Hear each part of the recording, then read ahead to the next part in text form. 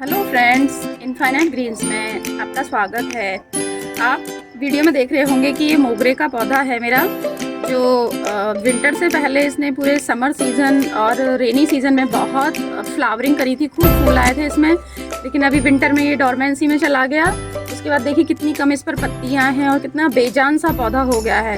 तो dormancy period में जो मोगरे का प्लांट है वो इसी तरीके का हो जाता है, लेकिन अब इसका ग्रोइंग पीरियड आ चुका है। तो अब कुछ काम हमें इसके साथ करने हैं जिससे कि आने वाले समर सीजन में और रेनी सीजन में ये हमारे गार्डन में ज़बरदस्त तरीके से फ्लावरिंग करे, बहुत सारे फूल इसमें आए। तो इसी के बारे में आज की वीडियो में आपको मैं बताऊंगी कि कौन कौन से काम हैं जो हमें अभी इसी टाइम अपने मोगरे के पौधे के साथ करने हैं। तो चलिए फ्रेंड्स, वीडियो स्टार्ट करते हैं।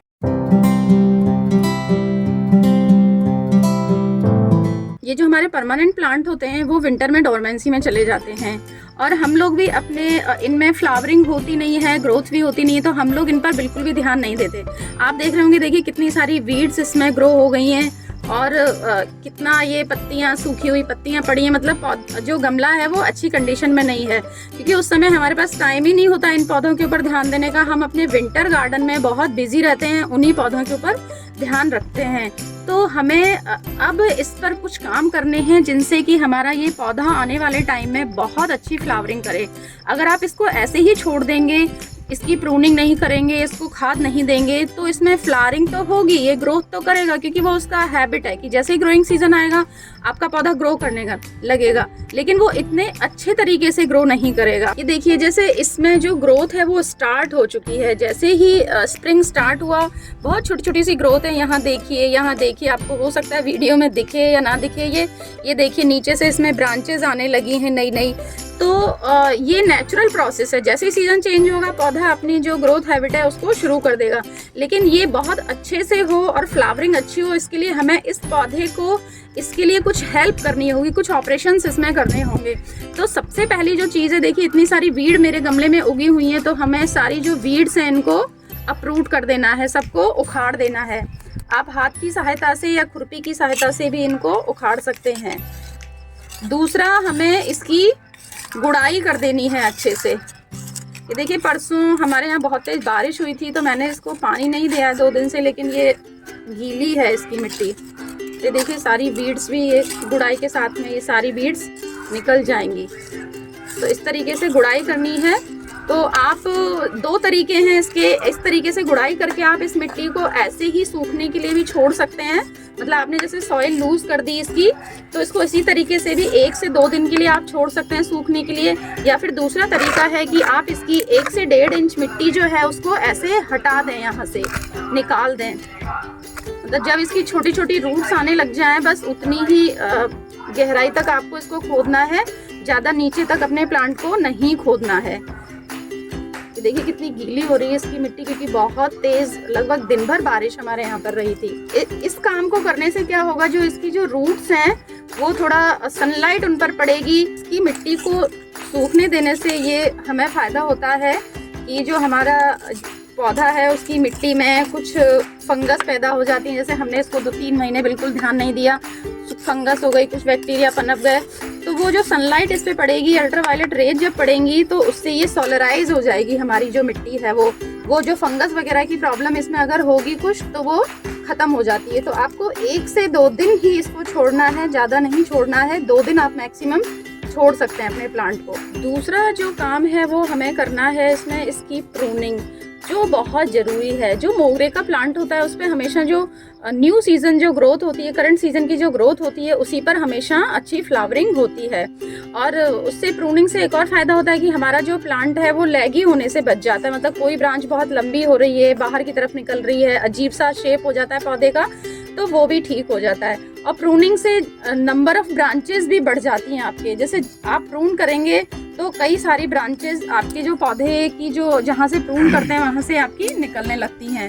तो इस तरीके से आपको अपने पौधे की प्रूनिंग कर लेनी है। और प्रूनिंग का एक और फ़ायदा होता है कि आप जिन ब्रांचेस को प्रून करते हैं उनको आप एज ए कटिंग इस्तेमाल कर सकते हैं। मतलब इसकी कटिंग्स भी आप लगा सकते हैं। कटिंग लगाने का मोगरे का 2 सीज़न बेस्ट रहते हैं। एक तो आप रेनी सीज़न में लगा सकते हैं कटिंग, दूसरा आप अभी का जो सीज़न है फरवरी मार्च के महीने में, स्प्रिंग सीज़न में भी इसकी कटिंग आप ग्रो कर सकते हैं वो बहुत अच्छे से ग्रो करती हैं। और जितनी भी डेड और ड्राइड ब्रांचेज हैं उनको भी हमें इसमें से हटा देना है, नहीं तो वो हमारे सारे पौधे को धीरे धीरे खराब कर देती हैं। प्रूनिंग करते टाइम हमें एक बात का ध्यान रखना है कि जो नोड एरिया है, जैसे ये देखिए ये इसका नोड है, इसके ऊपर से हमें जस्ट ऊपर से हमें कट करना है, जिससे कि इस नोड एरिया से ही नई नई ब्रांचेस निकलें इस तरीके से। और जो भी बहुत एकदम डेड टाइप की ब्रांचेस हैं, बहुत पतली ब्रांचेस हैं, उनको भी हमें अपने प्लांट से हटा देना है, जिससे कि हमारे जो मोगरे का प्लांट है उसका जो फ्रेम वर्क है वो एकदम स्ट्रॉन्ग बन जाए। तो बहुत पतली ब्रांचेस हैं उनको भी हमें हटा देना है। और जो क्रिस क्रॉस रहती हैं अंदर की साइड में जो ब्रांचेस लगी रहती हैं उनको भी हमें अपने प्लांट से हटा देना है, जिससे कि उसमें जो हमारे प्लांट जब ग्रो करे, हमारा प्लांट तो वो अच्छे से ग्रो करे, तो एयर का सर्कुलेशन उसके अंदर ठीक तरीके से हो।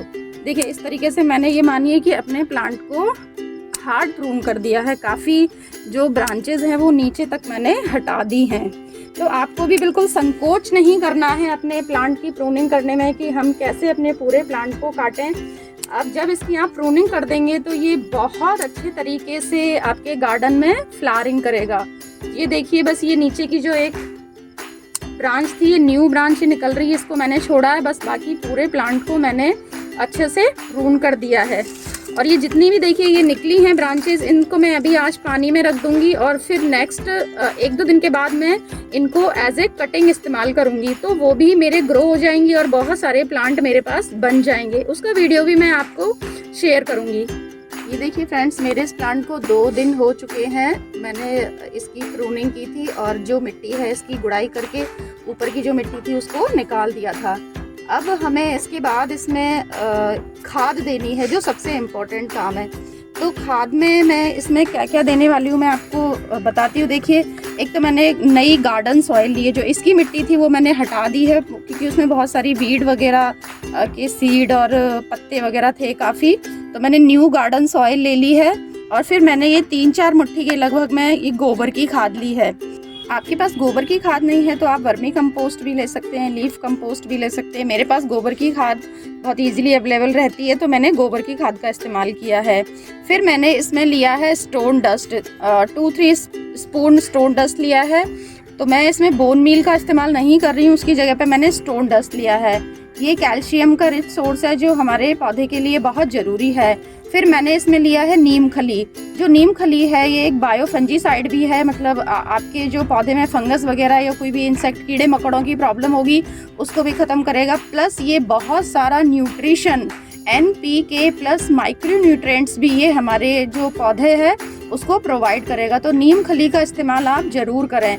तो इन सारी चीज़ों को हम मिक्स कर लेंगे, जो गार्डन सॉइल और गोबर की खाद, नीम खली और स्टोन डस्ट हमने लिया है उस सबको हम अच्छे से ऐसे मिक्स कर लेंगे। और मिक्स करने के बाद हमारे पौधे में जहाँ हमने जो मिट्टी निकाली थी उसमें हम इसको अप्लाई करेंगे। तो इस तरीके से पूरा जो रिम है हमारे गमले की उसके चारों तरफ हमें इसको डाल देना है, हमारे पौधे के चारों तरफ। तो इस तरीके से जो मिक्सचर हमने तैयार किया था उसको हम अपने पूरे गमले में इस तरीके से डाल देंगे। अब गार्डन सॉइल, बिना गार्डन सॉइल लिए भी आप इन सब तीनों चीज़ों को मिक्स करके भी अपने गमले में डाल सकते हैं। तो इस तरीके से फ्रेंड्स आपको अपने मोगरा का प्लांट आपके घर में है तो इस तरीके से उसको आपको फर्टिलाइज कर देना है। फर्टिलाइज़र देने के बाद हम इसमें थोरोली वाटरिंग करेंगे।